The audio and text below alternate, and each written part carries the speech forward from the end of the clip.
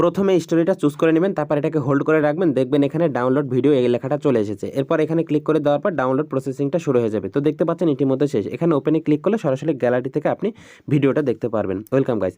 অনেকে আছে যারা ফেসবুক থেকে কীভাবে স্টোরি ডাউনলোড করতে হয় এটা আমরা জানি না। তো এটা আপনি চাইলে সরাসরি ফেসবুকে চলে আসবেন, আসার পর যে কোনো একটা স্টোরি চুজ করার পর বলতে পারেন যে ভিডিও স্টোরিটা আমি কী করবো, ডাউনলোড করবো। এই জন্য কী করবেন, সরাসরি স্টোরির উপর ক্লিক করে দেবেন। দেওয়ার পর আসলে অনেক খোঁজাখুঁজি করবেন, কিন্তু স্টোরি থেকে যেভাবে শর্ট ভিডিও আমরা ডাউনলোড করি বিভিন্ন সোশ্যাল মিডিয়া থেকে, আপনি কিন্তু এখানে থ্রি ডটে ক্লিক করার পর এখানে copy link to share this story এখানে ক্লিক করে বলতে পারেন যে এখানে লিঙ্কটাকে কপি করবেন, কিন্তু এটা আসলে একটা ভুল ধারণা। এখান থেকে আপনি কোনোভাবে লিঙ্কটাকে কপি করতে পারবেন না। এখানে যদি আপনি ক্লিক করেন তাহলে এই স্টোরিটা আপনার যে ফেসবুক আইডি আছে ওই আইডিতে কিন্তু চলে যাবে, অর্থাৎ আপনার আইডিতে গিয়ে শো করবে এই স্টোরিটা।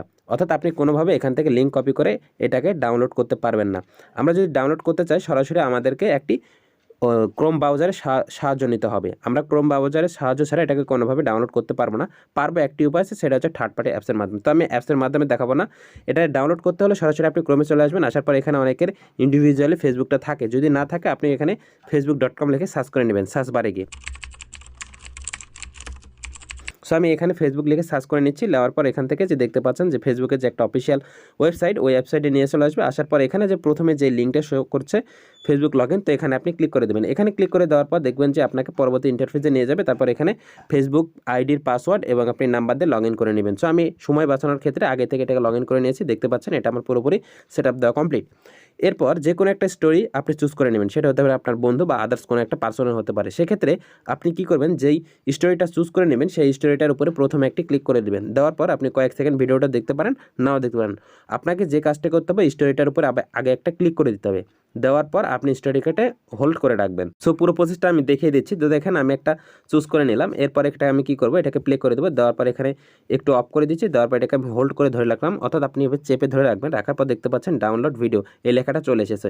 এরপর কী করবেন, এখানে একটা ক্লিক করে দেবেন। দেওয়ার পর আপনার ডাউনলোড প্রক্রিয়াটা শুরু হয়ে যাবে। এরপর এটি ইতিমধ্যে শেষ হয়ে যাবে। সেটা কিছুক্ষণ লাগবে, স্টোরি তো একটু কয়েক সেকেন্ড লাগবে। তারপর এখানে ওপেনে যদি ক্লিক করেন তাহলে সরাসরি আপনি এটাকে গ্যালারি থেকে দেখতে পারবেন।